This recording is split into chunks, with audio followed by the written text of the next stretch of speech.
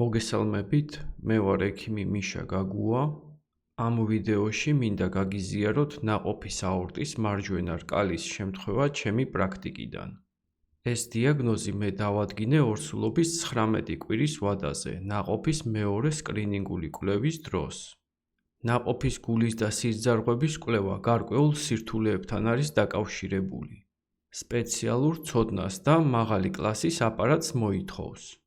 ამიტომ ჩვენთან მსგავსი პათოლოგიების დიაგნოსტიკა ხშირად ვერ ხერხდება.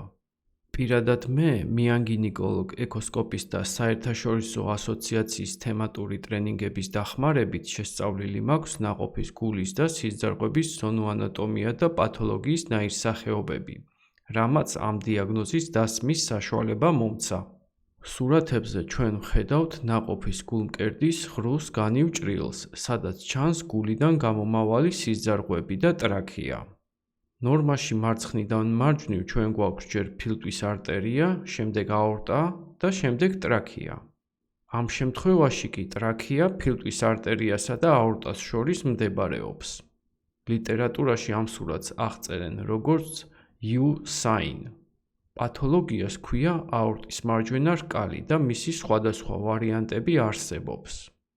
საბედნიეროდ დეტალური დათვალიერების შემდეგ დავწმუნდით, რომ სხვა მხრივ ნაყოფი ნორმალურად იყო განვითარებული, ამიტომ ვფიქრობ, რომ პროგნოზი კეთილსაიმედოა.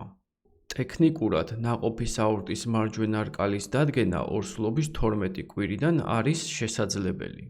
ჩვენ დროს უკვე ისე დაიხვეწა კვლევის ტექნიკა, რომ სპეციალურად მომზადებულ ადამიანს მაღალი კლასის ეკოს აპარატით ნაყოფის გულ-სისძარღვთა პათოლოგიების 70%-ის დადგენა ორსულობის პირველ მესამედში, ანუ 12-13 კვირის ვადაზე პირველი სკრინინგული კვლევის დროს შეუძლია.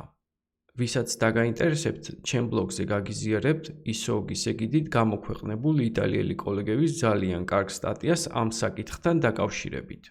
მადლობა ყურადღებისთვის. შეგახსენებთ, რომ ეკოსკოპიური კვლევების ჩასატარებლად შეგიძლიათ მოგმართოთ ქალაქ თბილისში ულტრასონოგრაფიის ცენტრში ომარ ხიზანიშვილის ქუჩა ნომერ 93A-ში ან ქალაქ გორში კლინიკა ნოვაციოში ილიკო სუხიშვილის ქუჩა ნომერ 18-ში. საინტერესო кейსებს კიდევ გაგიზიარებთ. მადლობა ყურადღებისთვის და დროებით.